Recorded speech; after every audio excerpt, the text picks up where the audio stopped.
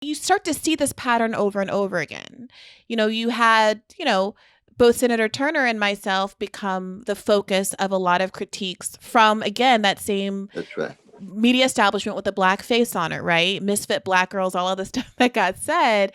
And so at a certain point, I start to become skeptical that we're ever, and please tell me if you think I'm being overly pessimistic, but ever going to really win that rhetorical battle, at least in the mainstream, because the identity politics wars, we're black, they're black, but we all know that certain kinds of blackness count and other kinds don't, and it's trust black women but not the ones with left politics and yada yada yada.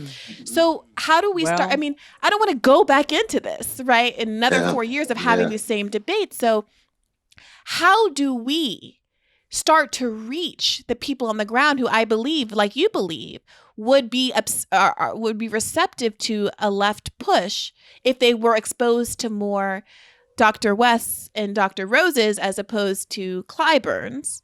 I look at the statistics that say Black Americans, for instance, support Medicare for all at higher rates than any other ethnic group in this country.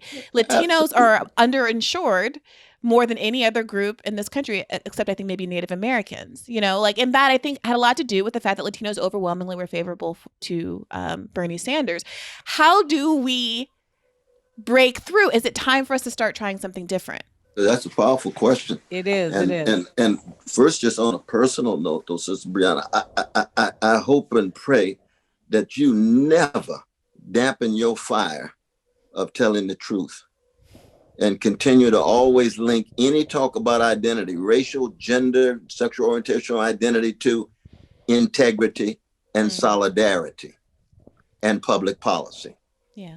All of the talk about identity is itself a rationalization of trying to fit into a system that's driven by deep greed, rot, and corruption. And that's what you have amongst too much of Black leadership. They tied into big pharmaceutical with Clyburn, with big pharmaceutical. Now they got Cedric Richmond down from Louisiana, tied into oil and gas. Right. I mean, so many of these Black leaders, God bless them, they can be strong when they talk about voting rights. I'm with them on that. Right. They can be strong when they're talking about civil rights. I'm with them on that. But all of a sudden, when they get to the latter stage of Martin Luther King Jr., right, when you talk about poverty, you're talking about corporate power, right, talking about patriarchal power, which we add Coretta onto that, then all of a sudden they want to pull back. And so Blackness just becomes a hiding, a kind of fig leaf for their own neoliberal politics, which are tied to Pentagon militarism and the military-industrial complex. Foreign policy is inseparable from domestic policy. With Biden's got 3 strikes against him going in because he supported 3 crimes against humanity. Major architect of the new Jim Crow, in solidarity with those who sustained the old Jim Crow, which was Strom Thurmond and Jesse Helms. He's got invasion of Iraq.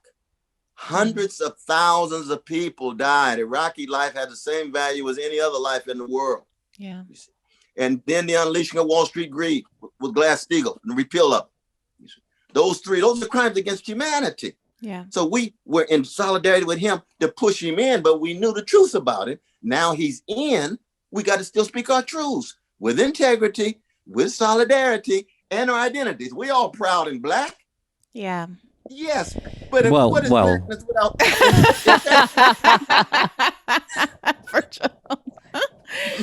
Burke. Yeah, he just wanted to stand there up for some proud and not Blackness, whatever that is.